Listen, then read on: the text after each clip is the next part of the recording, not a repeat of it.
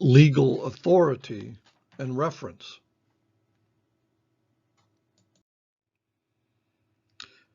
The Internal Revenue Code is the statutory foundation of all federal tax authority, except for uncodified provisions and certain international issues covered in tax treaties with foreign countries.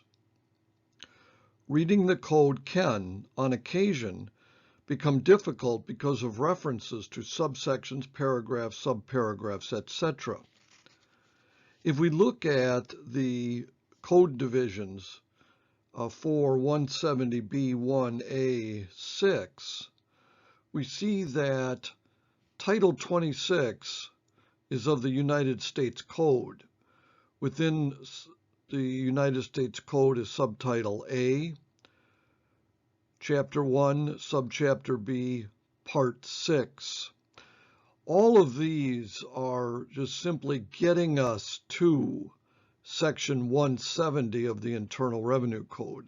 So the code is contained within Title 26, and as we drill down to Subtitle A, Chapter 1, Subchapter B, Part 6, at that point then we will find Section 170.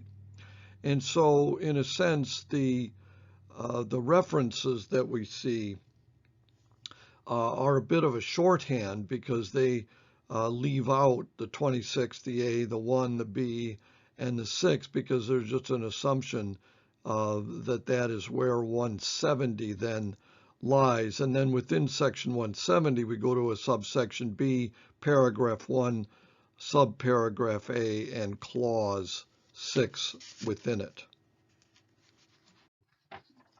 Income tax regulations.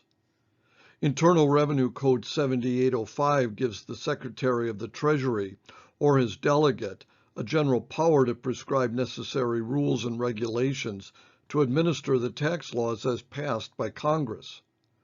While not having the force and effect of law, regulations are the Treasury Department's official interpretation of how a particular section of the code is to be applied and, in effect, constitute an administrative extension of the law writing process. Courts are not necessarily bound by temporary or final regulations, but IRS employees are always bound by valid regulations. After major changes in the code, in the interest of expediency, particularly where precise rules are needed urgently, the department will issue temporary regulations without holding public hearings. Temporary regulations have the same authority as final regulations and should not be confused with proposed regulations. Regulations are usually first issued in proposed form. Proposed regulations are sometimes used by the National Office for guidance in the issuance of rulings or technical advice, but should not be cited as authority in many cases, even though for some purposes we can see proposed regulations as having some validity in terms of authority. Revenue rulings, revenue procedures. Both are authoritative.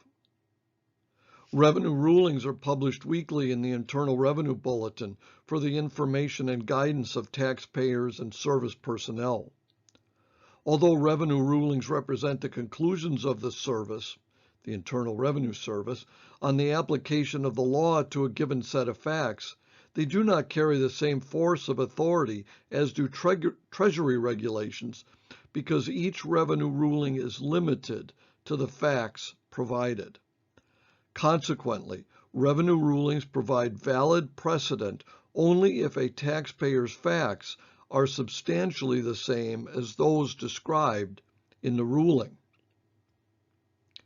Revenue procedures, or what are sometimes called Rev Procs, announce administrative practices and procedures followed by the service and are also published in the Internal Revenue Bulletin. IRS notices, case law. A notice is a public pronouncement that may contain guidance that involves substantive interpretations of the Internal Revenue Code or other provisions of the law. For example, notices can be used to relate what regulations will say in situations where the regulations may not be published in the immediate future. When statutory or administrative authority alone fails to resolve a particular research problem, it may be necessary to consult judicial authority. Relative weight of authority is given to court decisions, with the U.S. Supreme Court given ultimate authority. IRS publications, private letter rulings.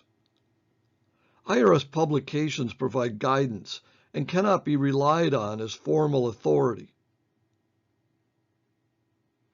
A private letter ruling, or PLR, is a written statement issued to a taxpayer that interprets and applies tax law to the taxpayer's specific set of facts.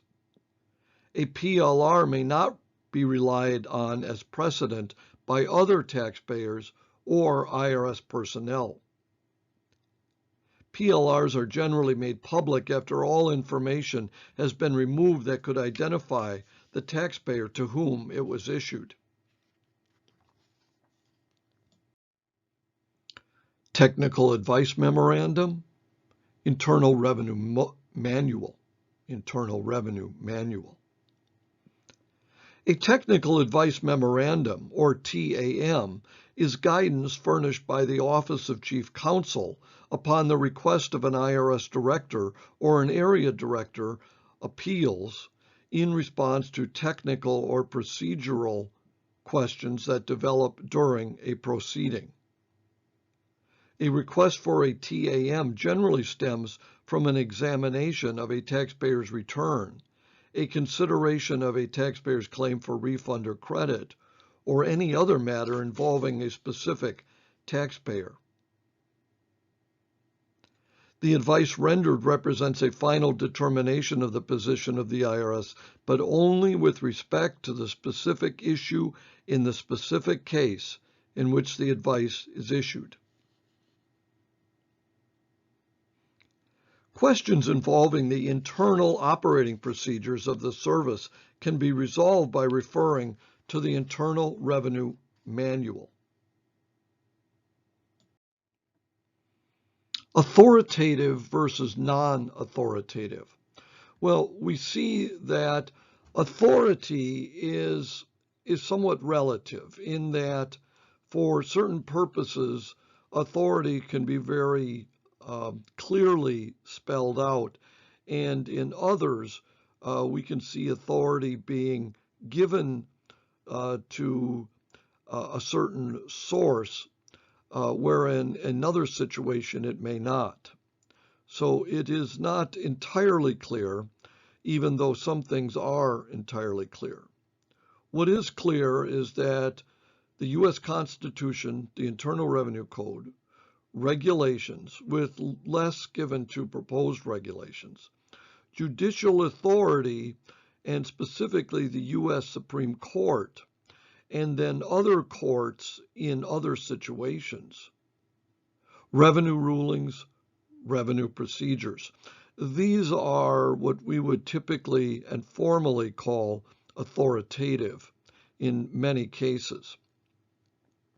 Others have less authority, with the IRS being less bound by the pronouncements that come from the sources.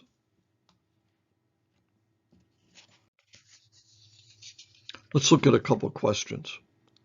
Decisions of the U.S. Court of Appeals, including the Court of Appeals for the Federal Circuit, may be appealed to the United States Supreme Court. The Supreme Court of the United States is just below the president in the line of appeals. No, that's absolutely not right.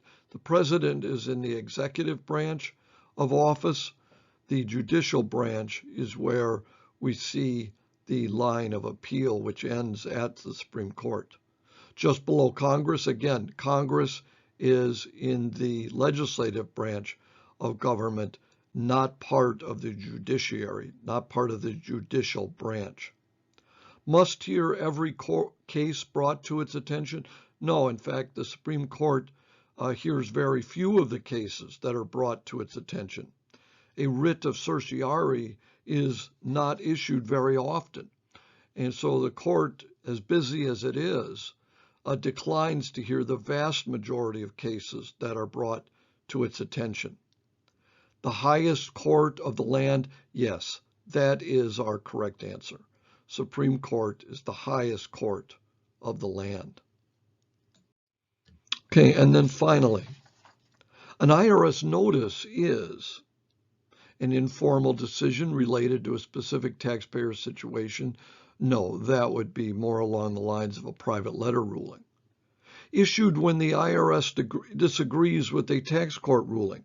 No, that would be more what we would call an action on decision. Actions on decisions are legal memorandums prepared by the chief counsel. They may be prepared when the Internal Revenue Service loses a case in tax court, U.S. District Court, claims court, or a court of appeal. And then a public pronouncement that may contain guidance that involves substantive interpretations of the Internal Revenue Code. Exactly, yes, that is how we would define an IRS notice.